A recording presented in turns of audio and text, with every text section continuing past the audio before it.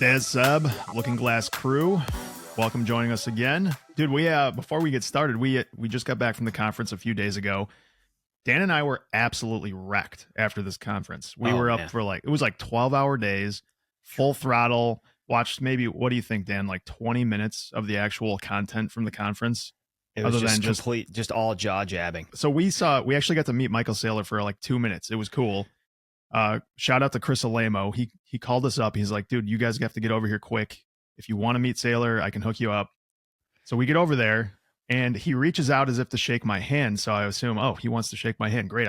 I go for it, shake his hand. And then I realize immediately that that was not intended for me. That was intended for the Arab sheik that is standing there. And I'm like, so this guy is fully garbed up, Arab sheik with a security guard. And I'm like, I'm going to go get my head cut off in an alleyway now. And like people are like giving this, there's like an aura around this gentleman walking around in this Arab garb, clearly some kind of chic oil billionaire. And, I cut him off to shake Michael Saylor's hand. The funny part of this story, though, is that, I don't know, maybe 2 hours later, we're talking to somebody and they're like, dude, that guy's not an Arab sheik, right? He's just some guy, just some Mexican dude who put on Arab garb, has a dude walking with him, pretend he's security. Has nothing to do with it. It just cracked us up. We were laughing for like the next couple hours. That was the joke. So we got to meet him later. It was hilarious. But it's just a Mexican dude that dresses up like an oil tycoon. I mean, I was belly laughing so hard. Part of it's that we don't go to all these conferences. It felt like all the people that go to all these conferences knew this joke and were playing straight into it. And Josh and I were blindsided by it, but man, is it hilarious. But, oh, dude, exhausting. I mean, incredible week.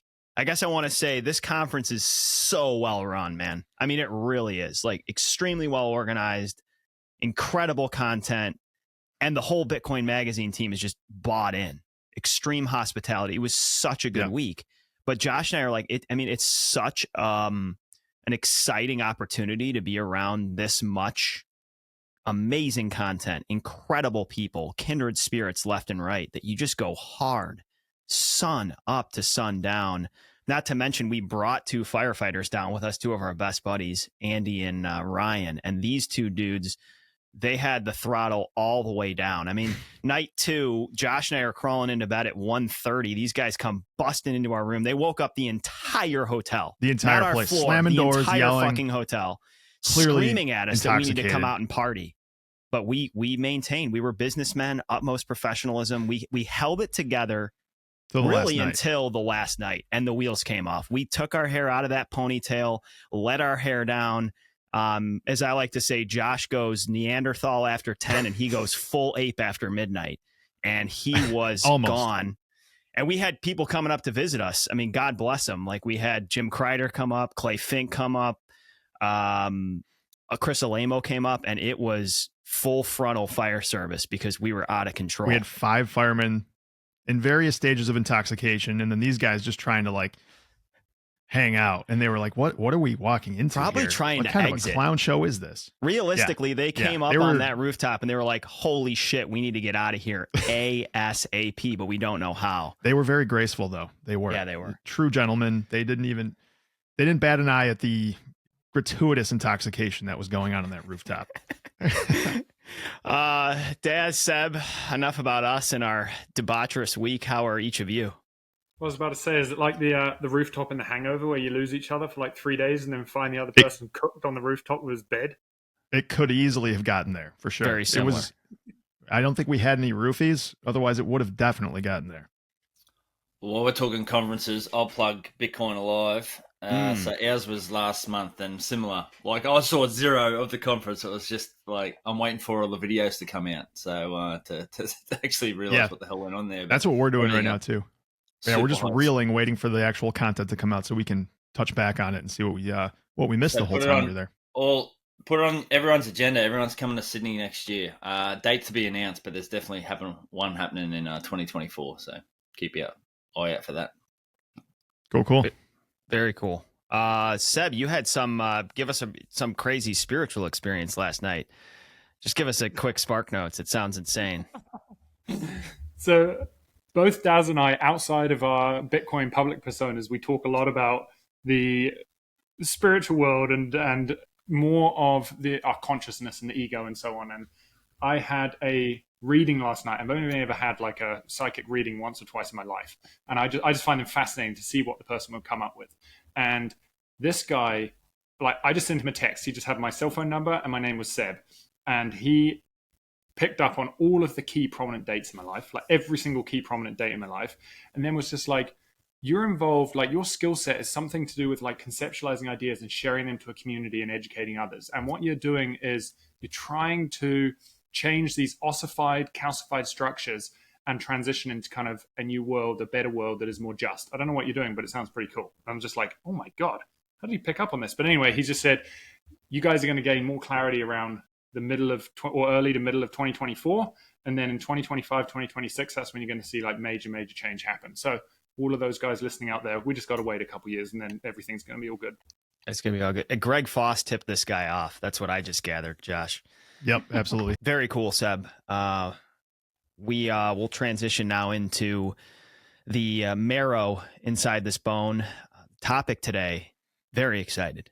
Self-custody, Bitcoin self-custody. In my view, gentlemen, this could be the most important chat we do of the whole series. Not only am I hoping that it's going to be practical, we're going to go through practical steps on how to buy, use, and store Bitcoin. But I would also argue that self-custody is one, if not the most significant feature of Bitcoin that makes it groundbreaking.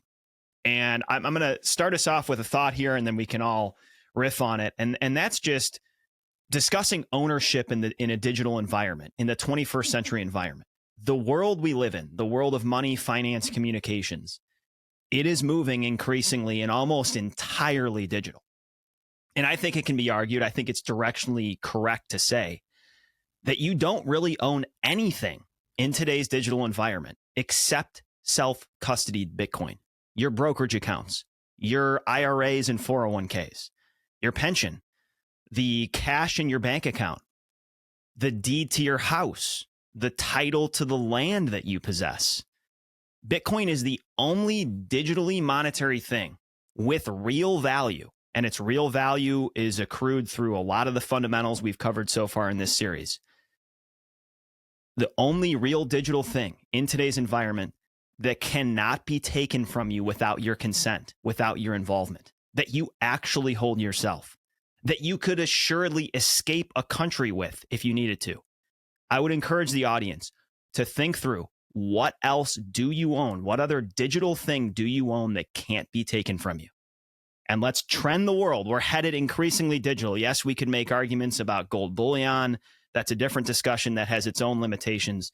But self-custody, holding your own Bitcoin private keys, is an amazing and unique opportunity that Bitcoin provides us. And I think before we get into the how, let's the three of us continue to explore this concept of why self-custody and real ownership of this asset is such a big freaking deal.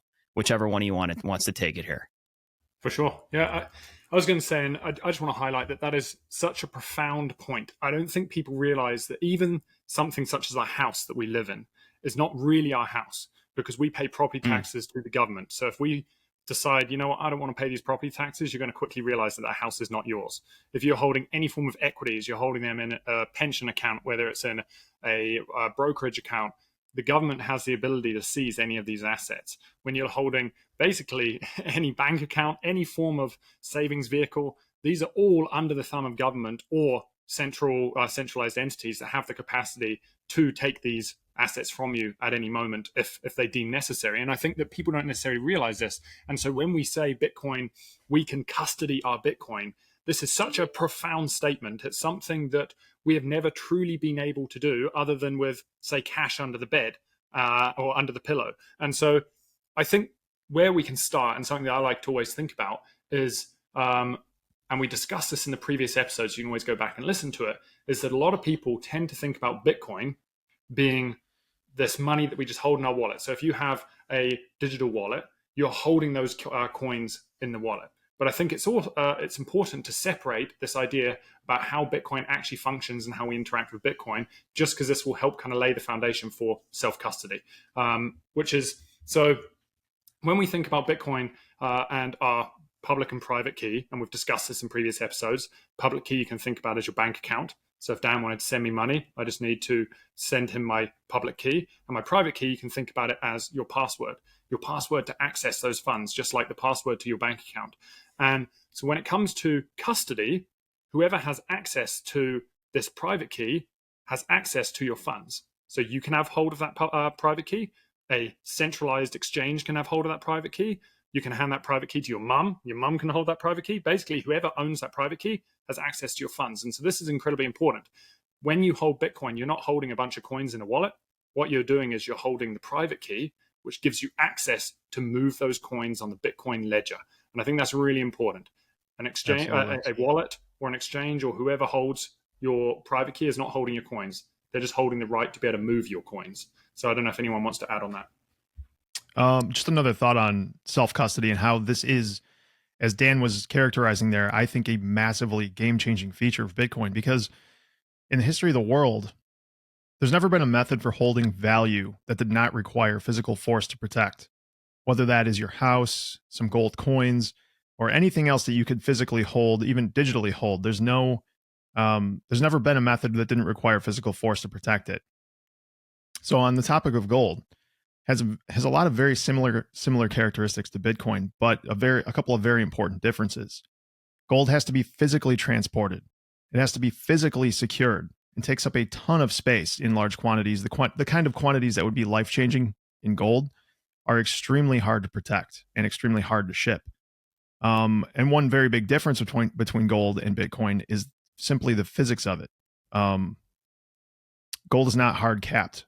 Whereas there is an unknown amount of gold that's in the Earth's crust somewhere, and more of it can arise. Whereas with Bitcoin, it has 21 million, and that is the hard cap of it.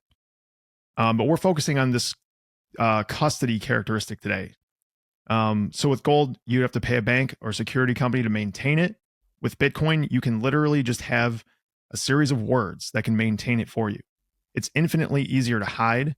You can literally keep it in your brain. And as Seb just characterized there, this is how you store it. This is, it's in the ether. It's in the cloud effectively.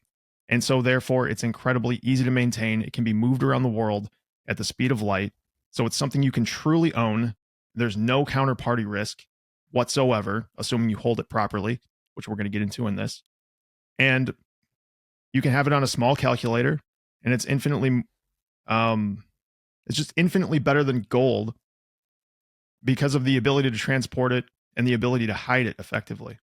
With the same upside as gold is essentially what you're saying. It has the same positive characteristics without the negatives. I think that's the high-level summary of gold versus Bitcoin in my mind. Well, even true scarcity. Even with gold, an asteroid that carrying a fuck ton of gold could land on this earth, and all of a sudden it's diluted the value of gold. With Bitcoin, it's arguably, and I think we've discussed this in one of the first few episodes, the first time in history we've ever had true scarcity, because there is a finite cap, which we don't have that in any resource. The other really important thing for me, for my realization, was that whole point. We've raised it a couple of times in previous episodes. Dan, you just highlighted it as well, is that ability to cross borders with a good portion of your wealth in 12 words in your head. For me, I'm on Prison Island, and the way that Australia, so we're completely surrounded by water. And at one point in the last couple of years, there was a point where, I was worried about having to get me and my family off this country. And I've never had that in the last, 40 years of my existence. I would never imagine a scenario whereby I thought that I would ever need that. Right. But that literal thought crossed my mind more than once. And it's even in the back of my mind now. It's like, what if, World War III were to break out and I wanted to get my little family off this island? And, I can't take gold with me. I can't take my property with me. I can't take anything with me. So just being able to understand how it is that I might be able to flee, jump on a boat, get my family out of that situation in a hurry is a pretty mind-blowing realization. And we're in a fortunate country. Like, imagine being in one of these really authoritarian countries, like Canada. exactly like Canada. Imagine if you had to get out of the authoritarian crosshairs light, of Justin Trudeau. So don't cross them. Being able, yeah, I mean, all you need to do is store 12 words in your head. I mean, that's not the best way to do it, right? But it's just highlighting and we'll talk about that a bit more. But it's mind blowing that you can cross borders with your entire net wealth in 12 words in your head, and all you need on the other side is access to a mobile phone and an internet connection, and you can take your value with you. And it's wild. Like that part alone, I think, is worth. I know, and it's so when people hear that, it's just like you read history, you hear some accounts of World War II. The Jewish people from Germany is a great example. Like they had to leave with their wealth, but they couldn't. Everything they had was, they were merchants. They were whatever they were there, and everything was in gold or was in German francs, which were hyperinflated by then. And they just had no real ability to move their wealth with them, so they had to come to the U.S. or wherever they went, penniless and destitute, and start from zero. And that's, we see that. I mean, we see that in third world countries today, but it doesn't hit home in first world countries because we just never have had to deal with that, not in generations, at least. It's interesting that you mention the kind of like World War II and stuff. You hear about these stories about, especially like Auschwitz and Dachau, how these individuals, they're lumped onto these trains and they're trying to carry whatever wealth they can. So they're carrying, whether it is gold earrings or gold rings, and they're trying to just keep them in their pockets. And the moment they get to these concentration camps, they're just stripped down, totally naked, and then all their wealth is gone. It's just taken from them. Whereas in theory, if Bitcoin was around then, if this person had just been able to memorize 12 words, as long as they're able to survive, they can carry their wealth throughout their period of basically incrimination in these camps, that's profound. That's incredible. Yeah, it is. Insanely profound. I mean, one of my biggest hooks to grab people's attention, and I did this with my mom. I was on a walk with my 2 kids and my mom the other day. Walks I cherish, by the way. I think the older I get, the more I appreciate my parents and realize time is short. And side note there. But we were talking about Bitcoin because she's growing increasingly interested in this random side hobby I started that she's realizing is taking up more and more of my time. And my hook to her was basically one of the keynote speakers at Bitcoin 2023 was the chief strategy officer of the Human Rights Foundation, an absolutely massive human rights organization. And these little things, whatever people's touch points are, why is he there? Why is he wasting his time in Miami talking to a bunch of loser tech nerds about fake internet money? Right. And a lot of this is self-custody, guys. I mean, yeah, he's interested in Bitcoin, and the Human Rights Foundation is interested in Bitcoin because it's fixed in supply, it's censorship resistant, it's working to obsolete a lot of the downsides of central banking. But self-custody, the ability, like you gentlemen just articulated so well, to have 12 words in your head and go anywhere you want in the world with your value still intact, that is an antidote to authoritarianism. And that is why this is an absolute human rights wet dream. The other really important point, I think, which is often not understood in its entirety, is that censorship-resistant property of self-custody and what that could mean for like global politics, right? So typically wars have been fought over some need to seize assets or seize resources. And if your treasury is in Bitcoin and it's self-custodied in a way, which we'll dig into a little bit more, like options like multisig, then it's going to lead to more peace throughout the world, because you can't seize my Bitcoin. It's pointless invading. Bhutan's been stacking. That country, Bhutan's been stacking Bitcoin hand over fist in the last couple of years using their abundant resources or excess resources. And like, there's 0 point in invading that country to steal their wealth in Bitcoin, because they just will not be able to do it. You cannot forcibly make anyone give up their keys. And particularly if you manage that well, which again, we'll talk about more today, you're seriously reducing that single point of attack if you do this and you understand it and you do it well. One of the most exciting companies and projects that Josh and myself, Dan, have come across in the last few years is CrowdHealth. If you're already familiar with CrowdHealth and have interest in checking it out, then use code BLUE for a significant 3-month trial discount. Healthcare is an incredibly confusing, stressful, and cumbersome space to navigate. CrowdHealth provides a remarkable and workable alternative to traditional healthcare setups for a fraction of typical premiums. It's essentially the decentralization of healthcare. You can leverage the power of Bitcoin alongside healthcare crowdfunding to put decisions about your health back in your hands. Each member gets access to great healthcare services as well as their own dedicated care advocate that will negotiate your bills and find members the best doctors and hospitals. Go to joincrowdhealth.com to learn more. And if you're interested in the Bitcoin-specific crowdfund, go to joincrowdhealth.com/Bitcoin. BCB listeners can enjoy healthcare freedom with code BLUE to get your first 3 months for a substantial discount at $99 a month. That is code BLUE. CrowdHealth is not health insurance, which we feel is a wonderful thing. If you have healthcare needs or concerns, seriously, give CrowdHealth a look. The Blue Collar Bitcoin podcast is brought to you by arguably the most legendary company in Bitcoin, CoinKite. They are the producers of the renowned Cold Card, the world's most trusted and secure Bitcoin signing device, built with a plethora of features fit for Bitcoin beginners all the way up to the most advanced of users. This device is a one-stop shop for your Bitcoin custody needs, and something the two of us have trusted for years. CoinKite also manufactures the Block Lock, a gorgeous e-ink digital display art piece sitting in the background of what seems to be every serious Bitcoiner on the planet. Block Lock can be programmed to scroll through key Bitcoin metrics including price, hash rate, next halving date, and much more. Boy, oh boy, will this thing look good in your living room or office. They are also the makers of many other security and fun products for all users, no matter their technical aptitude. Support our show and get a delicious discount on CoinKite products by following our affiliate link on the screen and in the notes, and using code BCB for 5% off the Cold Card. All right, so I think it's a good place to start. Let's just assume people listening have never bought Bitcoin and they're on the road for the first time. They're hearing this and they're asking us, where's the best place to buy Bitcoin, or what are some good options for me? Because I don't even have any Bitcoin that I need to store. So before I even worry about storing Bitcoin or worrying about private keys or what any of that means, I first want to know where to buy Bitcoin.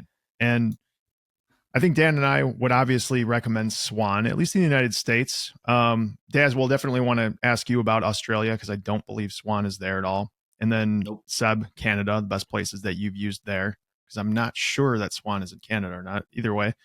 But Swan, the thing that we love about Swan is that they do an amazing job of educating people. They have some of the best, most articulate writers in the space, the people that do the best job of just describing and explaining why it is you want to own Bitcoin. And the education part of this is huge because what we've seen multiple times in the past is you convince someone to buy Bitcoin, they go do it because they trust you, or they have, they've seen the price go up.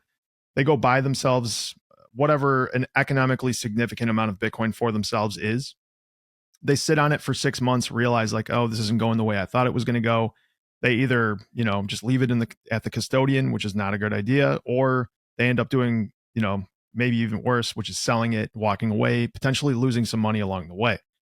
So yeah, I think Swan is an incredible place to buy. And, full disclosure, they do sponsor us, but we've been buying at Swan. I've been buying there since 2019 when they started, and they encourage people to get the Bitcoin off their exchange. They don't want your Bitcoin, and they don't even let you sell Bitcoin there. This place is so pro Bitcoin.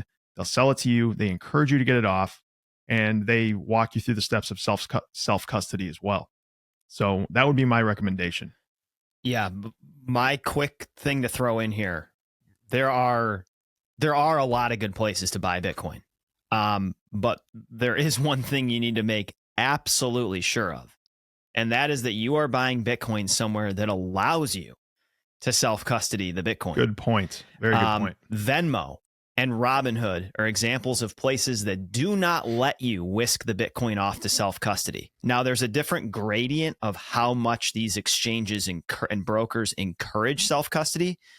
That's why we would be pro Swan, is because they are barking all the freaking time to their users and that you need to self-custody this. Here's how you do it. You can call customer support and we will help you get this Bitcoin out of here onto self-custody.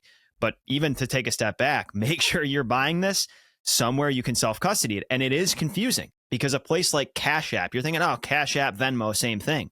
Cash App, very squared away. Easy to self-custody, Lightning enabled, base layer enabled, dialed in. And like I said, a place like Venmo or Robinhood, totally the opposite. So there is some research involved in figuring out where you're buying it. And if you're buying it at the wrong place right now, pivot now. Just because you've bought a good amount on Robinhood doesn't mean you need to keep doing it. Stop. Go somewhere that allows you to take this next step towards self-custody. And I think it's really important to tell people, because I've been guilty of this. I bought Bitcoin on like 5 different platforms. When it comes to tax time, and if you've sold any Bitcoin and you have to figure out your cost basis, it's an absolute nightmare. Yes. Stick to one place. And not only that, you limit your exposure to your KYC information. You don't want your information on 5 different exchanges, because if one of them gets hacked, it's less likely to be yours. And if your information's on all 5 of them, your exposure is wide and far. You want to have that exposure as limited as possible. Work towards being monogamous with your Bitcoin broker. Don't spread your seed everywhere and have, bastard children walking around all over the world. As tempting as a strike may be. Go ahead, Seth. I was just going to add that I think it's so important when you're to do your due diligence, exactly as Dan and Josh are saying. I think so many of us, and even I've just managed to finally orange pill my mum and get my mum to put a small portion of her pension and move it to self-custody. And we're looking at UK exchanges. She lives in the UK. And arguably, most of them do not allow you to withdraw. And even if they do allow you to withdraw, they cap it at like $1,000 a month. And you're just like, you're stuck. So I think that it's really important to ask a few questions. Those questions are, do you allow me to withdraw? Is there any restrictions on me withdrawing? Is there anything else I should know about this? And then one of the other ones that I think is also really important just to mention that's not necessarily related to self-custody is fees. Many sites will charge you exorbitant fees. Now, if they're not charging exorbitant fees, many of them will also say we're feeless, there's no fees. But the reality is there still is fees, and they're just captured in something called the spread. And the spread is basically, if let's just say Bitcoin is trading at $30,000, but they're charging you $31,000 for it, that $1,000 difference is the fees at which they're charging. And so what I would recommend is if you're buying through a site that is saying low fees or no fees, go to Google, just type in what is the spot price or the current price of Bitcoin, and then look at the price at which you're buying it on the exchange, because sometimes they will screw you through fees, and it's just something to point out. Good point. Sometimes with withdrawal fees can be a little bit exorbitant as well. So you want to be timing how you do that, and particularly in this high fee environment, which we're sort of navigating through at the moment. So a lot of exchanges have Lightning enabled withdrawals, which just basically means that you can withdraw to a Lightning wallet, or even ones that manage both, even back to base chains. So they're managing their own sort of on ramps and off ramps and batching transactions in that way, just to reduce those costs. A couple in Australia, which I would recommend, is Bitcoin. You really want to be like, there's plenty of exchanges out there, but make sure you're trying to find the Bitcoin only exchanges, because they do it well. And for the first onboarding of people, they're not going to go to self-custody themselves straight away. So I think it's really important that initial period is in a Bitcoin-only exchange, because that's all they're focusing on is Bitcoin and how to store it themselves. And they've got, obviously, that's their whole business model. So they're really going to make sure that they're knuckling down security. I would argue better than ones that are like a shitcoin casino. Yes. The other thing I would say about that is, if you're recommending it to your friends and family, you absolutely do not want to be recommending a shitcoin casino to these guys, because the temptation for most humans is just too real. When you log into these exchanges and you see the bright blinking lights of the latest shitcoin scam, and they're like, oh, hang on, and they're looking at the comparison rates were how Bitcoin's performed in the last 7 minutes. They're seeing like Bitcoin might be up 3%, but hang on, this latest shitcoin's up 2,000%, and you just don't want that temptation, because this thing's way bigger than people like to gamble, people like to throw the dice, and it's just removing that temptation, I think, is really important. So the 3 I'd recommend for Australia audience anyway, and I apologize if I've missed any off this list, but Bitteroo, Hardblock, and Amber, all very solid Bitcoin-only exchanges, encourage self-custody, and have different strategies for stacking, like dollar cost averaging on a daily basis, weekly basis, all those sort of things. So, yeah, that's a good. So we've covered. Great point on the Bitcoin only. Bitcoin only, get someone started there, or else they're going to get distracted. We've been distracted. Okay, we bought Bitcoin first. We bought it on Coinbase, and then like flies to the light, we dumb firemen started trading around a bunch of bullshit back in 2017. Yeah. Before you know it, we're on VPNs. We're on VPNs and some Chinese exchange buying, shit called Verge. We didn't even know what it was. It was crazy. But so don't do what Bitcoin we did. Only is a good example. Bitcoin good only, example. A place that encourages self-custody. We would encourage you to go somewhere that pays the fees to move to self-custody. That might be new for someone. It costs Bitcoin to move Bitcoin, and it always will. That's how miners are paid. Those fees will likely go up in the future. I know there's a lot of places that do this, but a place like Swan, you're paying a fair spot price that the market's dictating, and they are covering the fees. That's a big benefit. And I know there's a number of places that do that. So look into these things. Yeah. Pick a good one. Before we move off this, Seb, how about in Canada? What do you recommend? Yeah, it's a tough one. I think in Canada, we've got a lot of exchanges that also dabble in all these other altcoins. In terms of those exchanges, I tend to use NDAX and ShakePay just because they have some of the lowest fees. And they're definitely the quickest and easiest ones to use. But Bitcoin only, and one that I think is absolutely phenomenal, is one called Bitcoin Well. Well as in WELL. And Bitcoin Well allows you to connect your hardware wallet. So you're buying Bitcoin straight to your hardware wallet. And I even believe they allow you to purchase up to $1,000 KYC free, which is awesome. And so for those individuals that are not necessarily familiar with what KYC is, it's called Know Your Customer. And it's basically banks in both Canada, the States, Australia, most developed countries require you to kind of provide your identity with purchases over a certain dollar amount.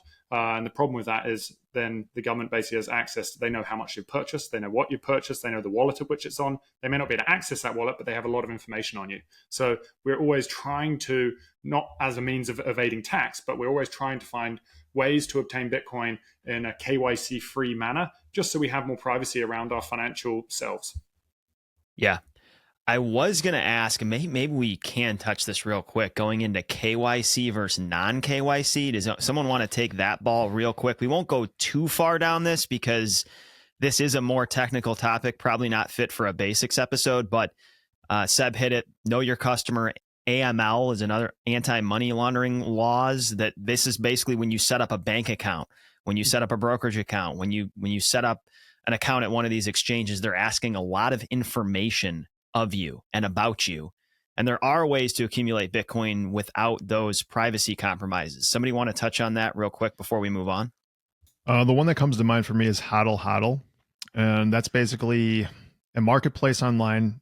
I guess you could compare it to eBay in a way. The people will put Bitcoin up for a specific price. It's usually at a premium because people will ask for a premium to not have KYC Bitcoin.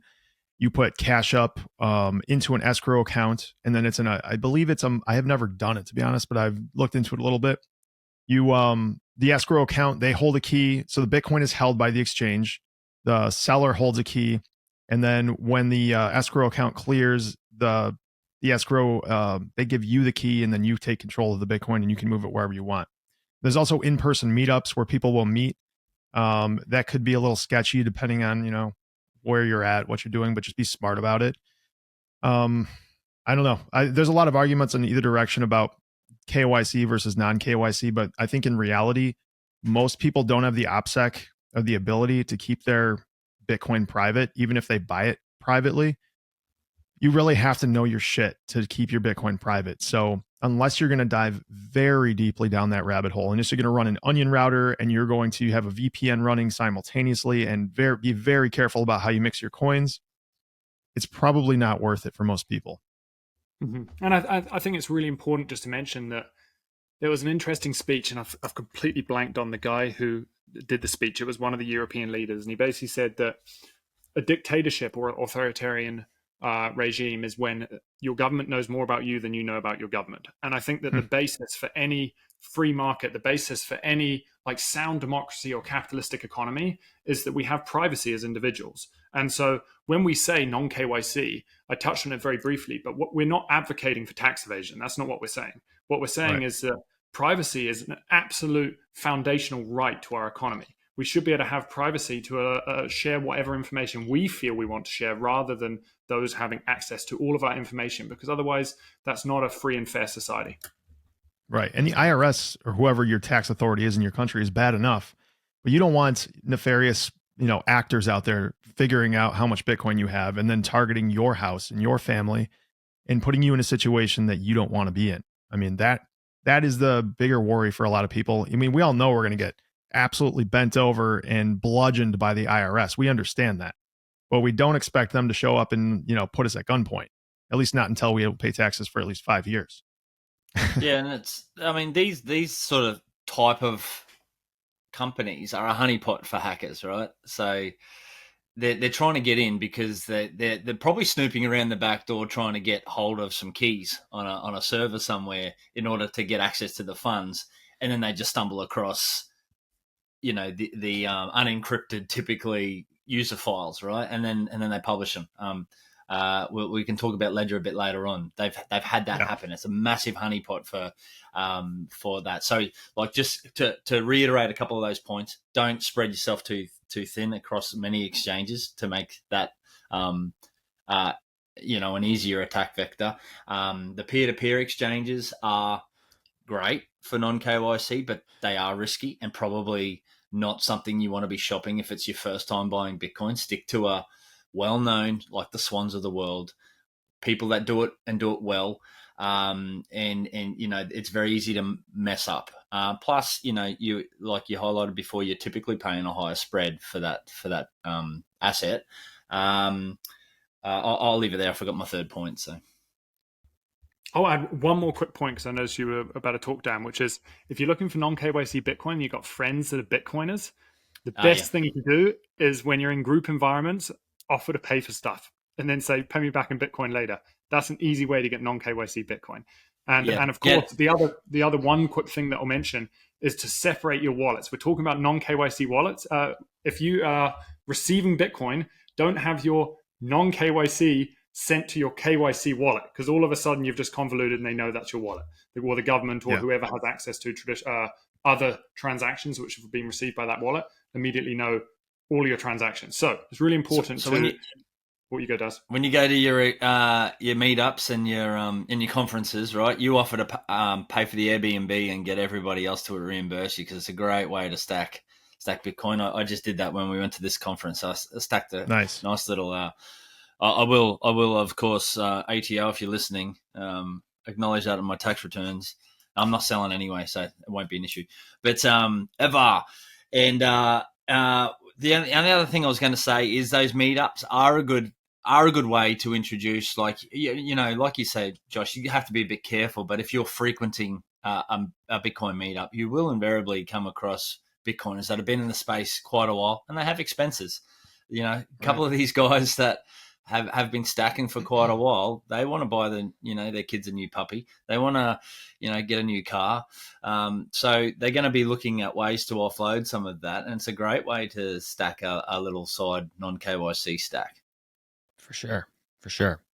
I think another thing we need to hit as we transition here into keys, wallets, signing devices is, let's just start with this statement. It is important to understand, listeners, when you are holding Bitcoin and when you are not holding Bitcoin. Okay? I have heard people say things like, I have X amount of Bitcoin on my Coinbase wallet. I'm not saying you didn't buy Bitcoin. I'm not saying that that's going to evaporate tomorrow. But you do not have self-custody of your Bitcoin in your quote-unquote Coinbase wallet or on the exchange. And this is where Bitcoin really reframes, as we said off the top, the definition and actions behind ownership in the digital age. if you are not holding your private keys, which I think we should get into next, what is a private key? That's the whole point of self-custody. If you don't have your keys, you essentially have an IOU to Bitcoin. You need someone else's permission to access your Bitcoin. So if you have not, I guess at its most simple, we could say, if you have not gone through a process where you've been given 12 or 24 words, you have an IOU to Bitcoin. It's an entry on someone else's spreadsheet and you need their permission. And I'm not saying that's a horrible thing or you need to go freak out right now. But what we're going to encourage you to do through the rest of this episode is at least start dabbling in the next step to really take full advantage of what this protocol and network offers. Yeah. The CEO of Ledger recently had a talk with on what Bitcoin did. One of the things that he said, which really stuck out to me, was that they've sold 10 million devices. So Ledger, the biggest company in selling these devices, has sold 10 million. And he said there are 400 million people that have bought Bitcoin or some other cryptocurrency on exchanges. So we've got a massive amount of these people. Like 95% of people are holding this Bitcoin on exchanges or whatever currency they're buying as an IOU on an exchange. That is the scale of the problem that we have here. And if that's you, as Dan said, we're not saying you should run for the exits and your house isn't on fire, but you should definitely be ruminating about this and starting to learn about it and take to your core some of the things that we're about to say about how you can move yourself into this gently, gracefully, and you don't have anything to worry about as long as you're very diligent about doing some simple, very basic things. Mm-hmm. And I think it's so important, exactly as you said, Dan. Many of us have a wallet. That wallet could be a Coinbase wallet. But the key question to ask is, do I hold my seed phrase? If I do not hold my seed phrase, so if I don't know what my 12 or 24 words are, if I've never been given these words, then you are not holding your Bitcoin. Someone else is holding your Bitcoin. And so I think that it's really important to, we're going to use some terminology coming up here. And I think I want to just highlight this terminology so people understand. There are kind of I would argue that there are 4 primary types of wallets. So you get exchange wallets. That is if you're holding anything on Coinbase, if you're holding them on Bitaroo, if you're holding on wherever you are in the world, if you don't have your seed phrase, whether it's 12 or 24, then it's on an exchange. They have access to your Bitcoin. They can seize your Bitcoin. It's not your Bitcoin. You then have hot wallets. Hot wallets are like a wallet that you are self-custodying. You have access to your 12 and 24 words, but the wallet is on your laptop or it's on your phone or it's connected to the internet. What this means is, although it's easy to use, the problem is because it's hooked up to the internet, it's more prone to attack vectors such as hacks. And because of that, we tend to recommend not using a hot wallet as your core custody solution. If you've got all your savings in Bitcoin, don't keep them on a hot wallet just because it's just an increased attack vector for hackers. You then have a cold wallet. A cold wallet or a hardware wallet is something that's not connected to the internet. It means that you have control of your seed phrase again, but this time, if you want to sign a transaction or send Bitcoin, you have to plug it into the computer to sign the transaction. Because it's not connected to the internet, it just reduces one of those attack vectors. And then lastly, and this is a little more complex, so you can kind of brush over this one. It's more for those that are kind of deeper down the rabbit hole, and that's a multisig. And a multisig wallet is when you're basically taking your seed phrase and then you're distributing it, splitting it into shards, distributing it so that way, the only way you can access your Bitcoin is by combining all of your parts to your seed phrase and then accessing your Bitcoin. And to be honest, that's a little too low level for the average person, so you can ignore that one. But I think the key one is just centralized, hot wallet, and cold wallet. No, that's a good way to break it down right as we begin this thing. Go ahead, Dan. I was just going to make one to back up just a second for the really new listener. And that's, let's talk about keys for a second and just how this whole thing works. And Seb, you actually hit this off the top. When you have a signing device or a Bitcoin hardware wallet, like a cold card, okay? There is no Bitcoin on that device. Your Bitcoin is on the Bitcoin blockchain. We talked in a previous episode about how Bitcoin is a distributed ledger. Think of it as a decentralized database that's spread all over the world that all these nodes agree on. That's where your Bitcoin is. It's just an accounting on an Excel spreadsheet at its most simple, if I was going to dumb it down. That's where your Bitcoin is. you need a key to access, spend, or move the Bitcoin that's yours. Okay. And that key, which is essentially just a giant, unguessable, random number. Okay. That is what is protected on this device. And I think this relationship to Bitcoin keys is maybe the most important thing we need the listener to exit with, which is that all you are doing is protecting a giant freaking number. If somebody else gets this private key, gets this giant freaking number, they have your Bitcoin. Okay. That is what is being protected here. And when we talk about hardware devices, I'll double back to this in a little bit, but these are something like a cold card does a single job very, very well. It's built purely to generate and secure Bitcoin private keys and sign transactions in a way that's as removed from the internet as possible, reducing the attack surface as much as possible. But to dumb this down for the listener, to interact with Bitcoin properly, to have true control over your Bitcoin, all you need to do is properly protect a Bitcoin private key. Does anyone else want to chime in here? I don't know if that hit or not, but just about private keys and what these wallets and signing devices actually are. Yeah, I think it's really important that people understand what that private key is. And that is what Dan's describing. It's a long chain of numbers that is condensed down into either 12 or 24 words. It's also important to understand that when you get one of these signing devices, whether it's a cold card, a Trezor, or any other device, it's going to come with a card in there that's going to be blank. If you get one of these and the card is filled out for already, and there's 12 words already on it, somebody has tampered with that. Don't use that. Get rid of that thing. It needs to generate this code for you while you're putting it together. You will see it happen. It will spit out these words. This is just a security thing for everyone listening, because people have been scammed this way. They've gotten these hardware devices. They've been tampered with. And then you use those 12 words or those 24 words. Somebody else has access to it because they already created that wallet, and now your money is gone. Go ahead, Seb. Yeah, I was going to add one more point, which I think is always fascinating, which is when we think about property rights in the current world, pre-Bitcoin and even as Bitcoin exists, property rights are built upon our legal system and our identity. So we can prove we own this house because we have a deed that says our name on it, but then it's not the deed which is enforcing property rights, it's the legal system which enforces property rights. Now, where Bitcoin differs is it is like the truest form of property rights, but the property is not tied to our identity. The property is tied to the private key. And so whoever has that private key has access to that Bitcoin. And I think this is where people sometimes get a little confused, because Bitcoin is built upon its property rights secured by cryptography, not property rights secured by the legal system. And I think that's where it's really, really interesting. So never share your seed phrase, never share your private key, never share this information with anyone. Make sure you back it up, because that is your property. That's your right to your property. Yeah, and Seb said this before. If you don't have, that's the good sort of test to go through. If they've given you your words, you have control of your keys. If you don't, so with exchanges, right? Just to go back to exchanges for a second, I haven't come across an exchange where they're actually giving you a seed phrase that manages that wallet. And indeed, they probably don't even have a segregated wallet. It's just a balance and a claim to some Bitcoin on whatever interface they're giving you to look at. It's probably, if they even own Bitcoin, it's probably batched together with a whole heap of others. And it's just like, oh, Dan has, 0.1 of a Bitcoin. That's his claim.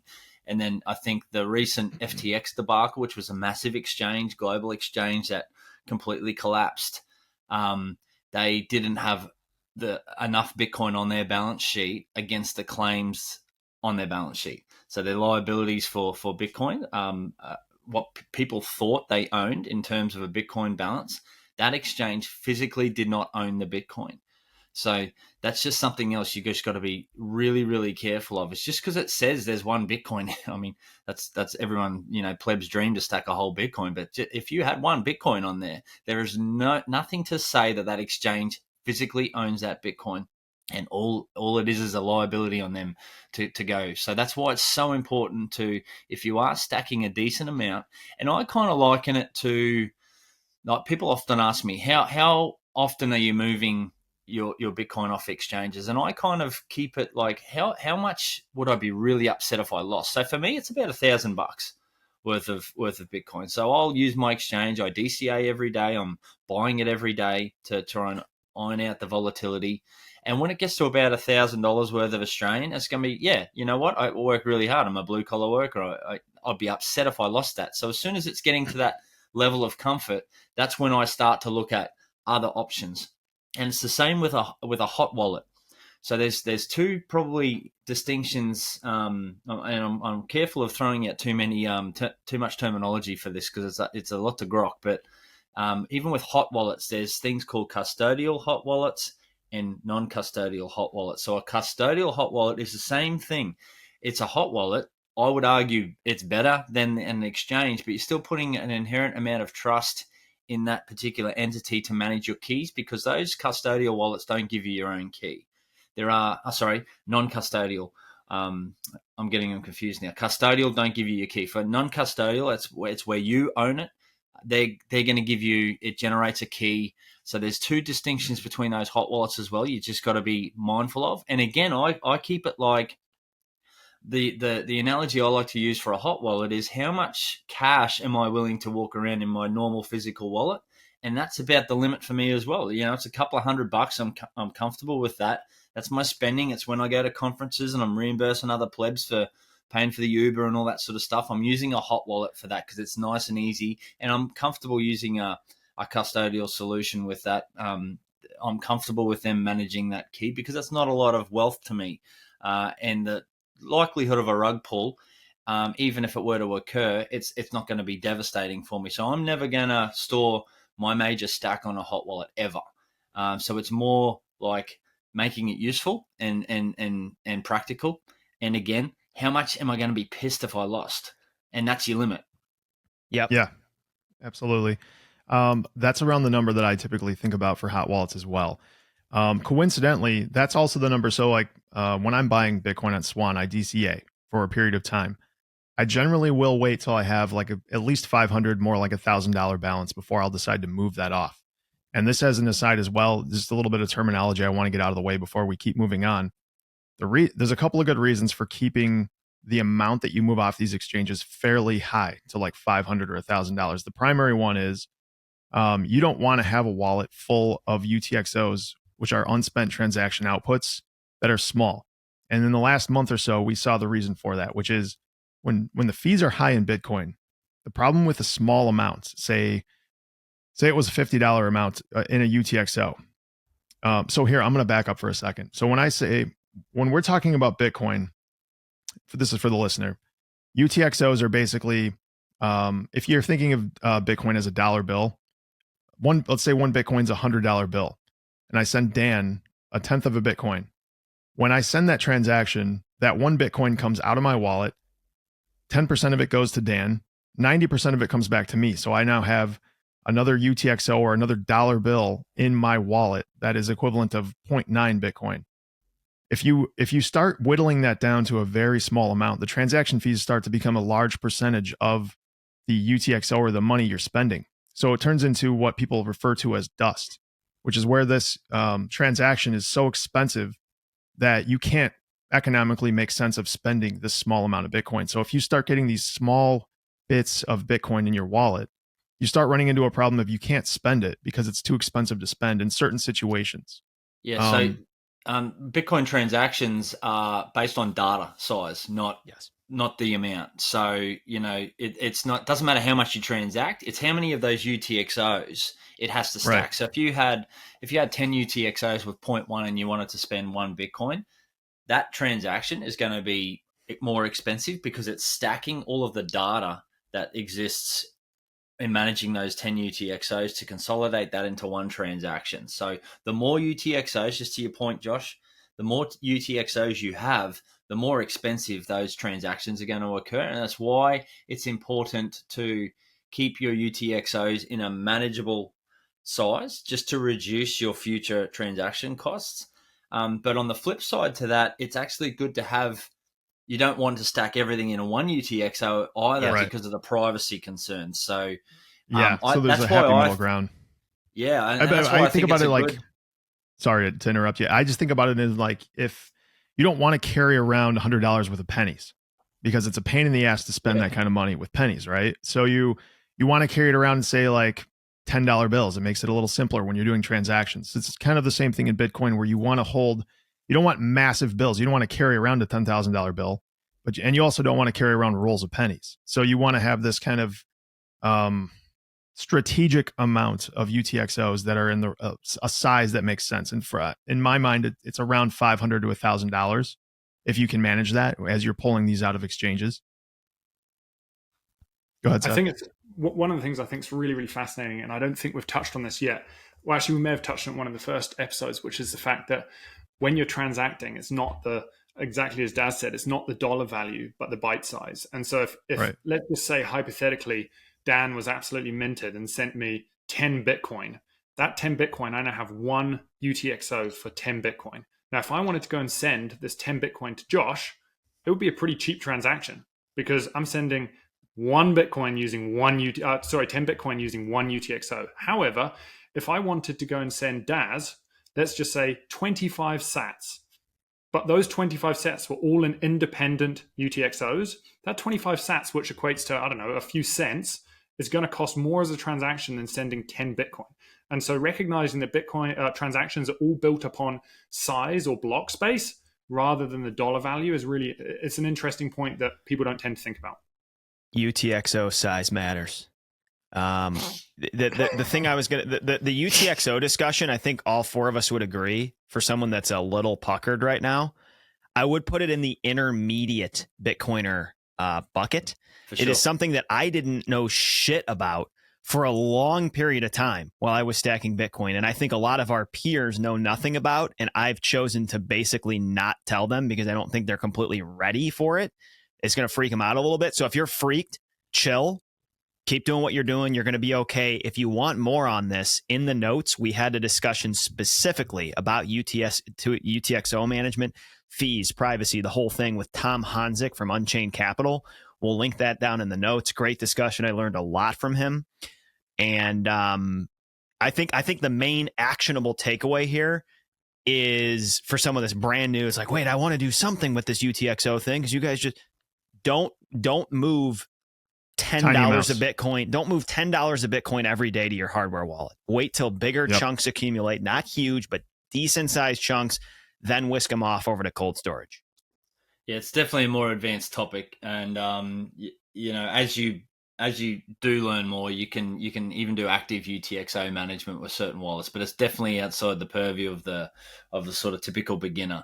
The only other thing I'd just touch on before we move off UTXOs is that thing about privacy, and why that matters is because if I send, Seb 10,000 sats and I've got a 10 Bitcoin UTXO, by providing that transaction to Seb, he can backwards look using the transaction ID, and he can point into. Sorry, I'm just noticing. Josh has just hold on, quick break. Josh needs to put a lasagna in the oven. He's a great here, house folks. husband. What a legend. He said before we started recording that I'm going to have to duck off and put the lasagna on, and we were cracking up. And he's like, well, just edit it out. And I said, nah, that bad boy's staying in. Josh knows his way. What a catch. Josh knows his way around a lasagna. I'm going to tell you what. Dan and myself, Josh, talk a lot on this show about running a Bitcoin node. If you are a serious Bitcoiner and you want to verify, not trust, you will take this step at some point. For our node setups, we run software and hardware from Start9 Labs. This setup enables us to run a reliable and secure Bitcoin node, but then, if we so choose, experiment and graduate way beyond that towards many different areas of sovereign computing. You can download Embassy OS for free and install it on your own hardware, or you can buy one of Start9's plug-and-play devices. We highly recommend these devices. Start9 builds reliable and extremely easy-to-use products backed up with incredible customer support. Run a Bitcoin node, run a Lightning node, run a NOSTR relay. Take control of your photos, messages, passwords, pictures, and data, all on one device.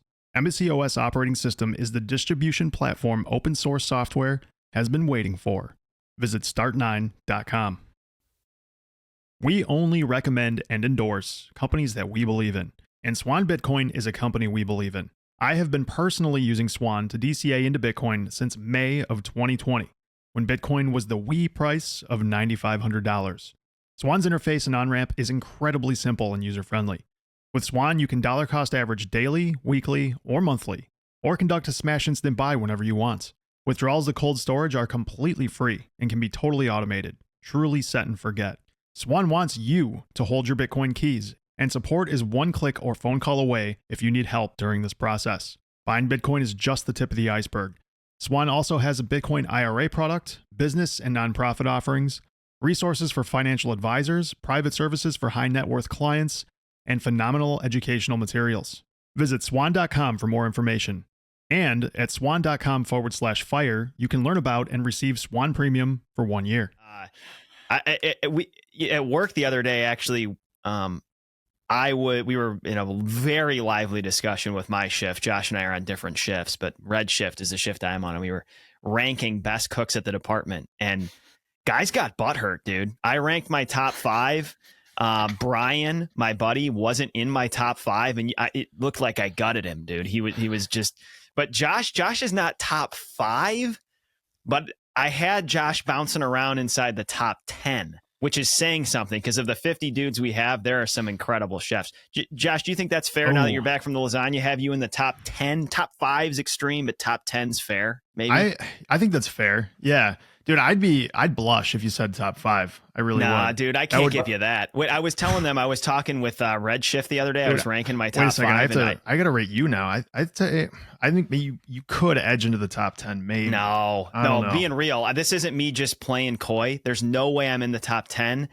I think I'm definitely top 20. I put myself there. Dan just killed his ego right there.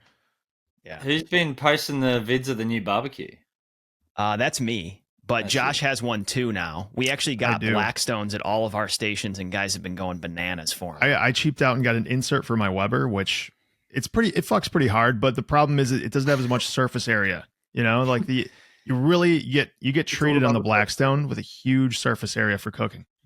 All right, where are we at? What do we Can I transition us here? I want to do just. Or did anyone have anything else on UTXOs, or should we move? No, I don't know if I finished my thought on privacy, but should we loosen the listener butthole and get them less scared? I was just going to say one quick thing before we transition, which is basically to summarize. Like, in your exchange, you don't want to hold any more than you would be, as Dan said, like butthurt. If you're butthurt, if you would lose it, then you've got too much on your exchange. Your hot wallet is awesome as like your general wallet that you hold in your pocket.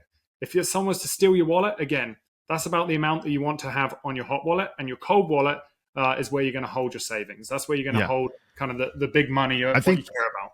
And I think one of the most important things, though, that we need to just slam home as hard as we can, because I think it's one of the most important parts of this discussion, is as long as you're putting that seed key that you generate on your own signing device, whether that be a cold card, Trezor, Ledger, whatever it is, as long as you are keeping that segregated from an internet-related computer or an internet-connected computer, and you are storing that in a safe place, backing that up on some seed plates that are made out of stainless steel, so that in the worst-case scenario, your house burns to the ground.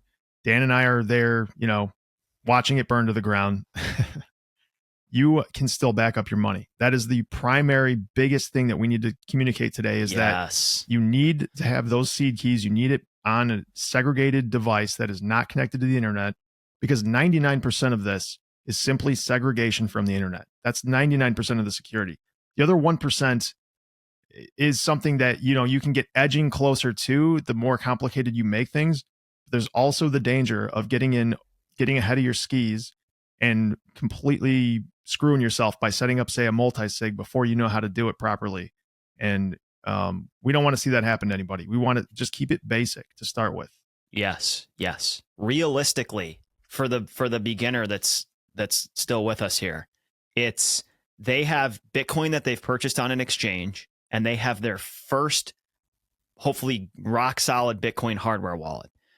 There are multiple options that work. I think all 4 of us would agree the cold card fucks hard. This device has stood the test of time. It's used by pretty much everyone that's dead serious in the space owns one of these. So you've got Bitcoin on an exchange. You bought hopefully at the right place, as we covered earlier. It's going to keep recording while we can't hear. I can't hear him either. You guys can't hear me? No. Oh, wait, now we can. Oh, okay. I'm going to reverse that. I'm going to reverse that in case what's the last thing you heard me say? You said the cold card fucks hard. Yeah. And then you dropped. Cold card fucks hard. Okay. That's it. That's all we need to do. And so what I was wrapping in there was realistically Bitcoin on an exchange. They're setting up their first device. Hopefully it's a rock solid device like the cold card. And what are these devices? Josh, you just hit at it. I'm going to reiterate it. Essentially what a good signing device or Bitcoin hardware wallet does is it isolates, I'll call it key management from internet connected devices. So if I was to explain what the cold card is designed specifically to do extremely well and extremely securely, you have an internet connected device that sends transaction details to this hardware wallet. Then that device signs the transaction and then sends the unlocked transaction back to the computer. That's how like spending and moving Bitcoin would work. And that's what these devices are built to do. You could have malware on your computer. Someone could have complete control of your MacBook. They can't fuck with your Bitcoin because this device is designed to protect it off the internet. Right. The other thing about these devices, which we've hinted at, a good hardware wallet like a cold card, which can do a ton of cool shit. But one of the things it's the best at is generating keys. A good hardware wallet generates that random number, that private key for you. And something like the cold card gives you optionality to do it in your own way. You can dice roll to add your own entropy. So you know for sure there's no possible way anyone could know what's going on. The rabbit hole here is deep, but that's why getting the right device, something like a cold card, we say this in our ads all the time, but we mean it. And we only align with companies that we use and used before the show. It's that a device like this is something that you can set up in 15 minutes if you've never done it before in basic configuration, but then also really grow into with all this extra cool optionality if your technical aptitude scales. I think one of the things I want to add to that is why, I mean, people ask, why would you buy a cold card versus a Ledger or a Trezor? And my biggest takeaway, and this is my simple understanding of this stuff, I'm not somebody who programs, but there's an NVK quote. I think, Dan, you tweeted this earlier. Additional code is an attack vector. Trezor and Ledger both allow you to put any number of shitcoins on there, but what they need to have in addition to the Bitcoin wallet software is they need the addition of all these other things on there, which introduces attack vectors potentially unknown. I mean, they haven't been hacked as far as we know, but having those additional things on there isn't necessarily good for security. It could potentially be bad for security. Sub, you had something? Yeah, I was going to add one more thing, which I thought was pretty fascinating, which is Dan touched on it. And like the cold card and many of the other wallets out there, you have a few other features. And these features are incredible at being able to just add that extra layer of security. One of the features that I've personally used, so during obviously this whole breakdown in society in the authoritarian state of Canada, I fled to Mexico. And when I was fleeing to Mexico, I had my hardware wallet with me. And I was petrified. I was just like, man, what happens if, as I'm driving over the Mexico border into Mexicali, one of the roughest places in Mexico, what happens if someone puts a gun to my head and asks me to transact and send them whatever it is that's on my hardware wallet? And so one of the features you can add is so with most hardware wallets, you're going to get 24 seed words. You can add a 25th seed word, which basically creates a whole new private key. And with that new private key, you can then send some Bitcoin to it. So now if someone puts a gun to my head and then it says, show me what you've got on your hardware wallet, I can log in with an alternate password and I can truly show them what is on the wallet. And I can show them, hey, look, there's $50 on here. There's $100 on here. I can send it to them, but I've just entered in an alternate password to my actual password, which has all of my other funds. So you can use these tiny little tactics just to create an extra layer of security. Right. And there's also, they have a brick pin as well. So you could give someone a fake pin that when that's placed into the device automatically smokes itself.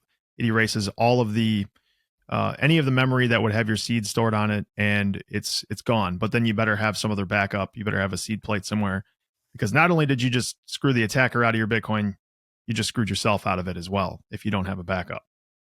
But there's a ton of nuances and details you can dive into with the cold card that make it an extremely cool thing and a nerd's paradise. But as Dan mentioned earlier, you can also set this thing up in an extremely simple manner and just use it for its basic intuitive design that works really well. So just sort of circling back to a point earlier that Dan made is these hardware wallets are nothing more really than a signing device. So we mentioned earlier you can remember 12 or 24 words in your head. Basically that hardware device is just managing that key for you, so you don't have to rely on your brain. So I would, just because you can, don't rely on your brain. So these are what these devices are for, and it's basically just to make your ability to sign a transaction easier, right? So in a typical world, if you were to enact a transaction to somebody, it would say, okay, give me your password, right? Give me your private key. So basically all your hardware device is then doing is just cryptographically signing that transaction to say, yes, I am indeed the owner of this private key, and I'm authorizing you to release those funds from that ledger record on the blockchain. And you're basically just using that, confirming that transaction, and then broadcasting that to the network. And then everybody's checking that, yes, here's the UTXO, that balance of Bitcoin. Here's the person who owns that Bitcoin, and it's been signed by the person who is in possession of the key in order to unlock that. And that's essentially all it's doing, is just helping you manage that key in an easier way. And the other important thing I would highlight, we've touched on this backup, the seed phrase, these words, the backups, all that sort of thing, is like there's a fundamental kind of overarching theme is if anybody or any bit of software is asking you to enter in your private key, do not do that. Always assume that it's an attack vector, because there's plenty of scams. You might one day go and brick whatever hardware device and you need to seek some help. So you go on a Telegram chat or you go and seek some advice online. There are so many scammers lurking in there that seem very, very legitimate. And the biggest red flag is, what is your seed phrase? Never, ever, ever put that in a computer. It's a real flag for you to pause and think about what you're about to do, because I can't even think of a scenario sitting here where you would need to put in your seed phrase physically into a device, into a bit of software, or talking to any technical support. Yeah, one thing I love about this episode so far is we keep having like new reminders that pop in our head. We remember our previous self and things we do need to share. One thing that pops in right now as a new reminder for me is basics of where you store your device and your words, your backup words. And this is especially coming from firefighters who have seen a lot of homes burnt down to the foundation or completely destroyed.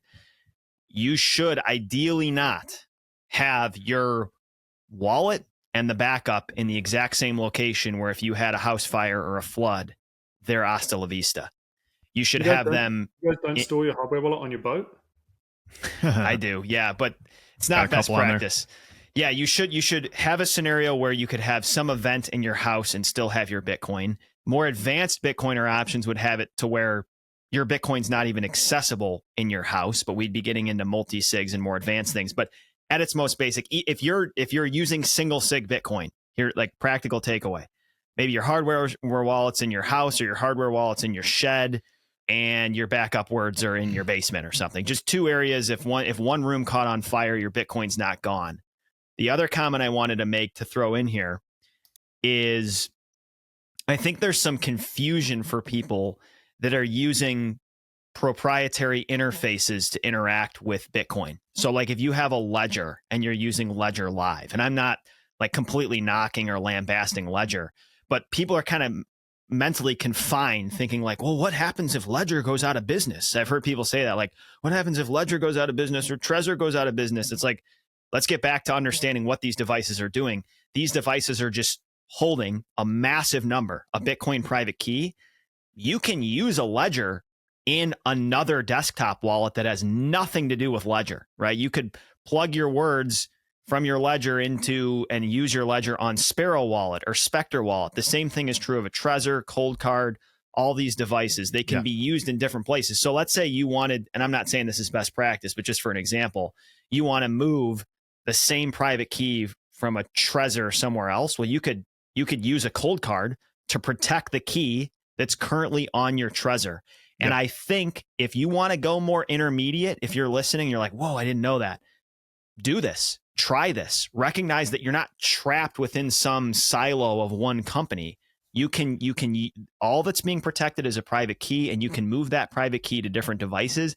And this is the one thing to keep just stroking off Cold Card, because we are firm believers. The one thing that I really appreciate about this device is that I feel like once people are done setting it up, they do have a clear understanding of how this whole dynamic works.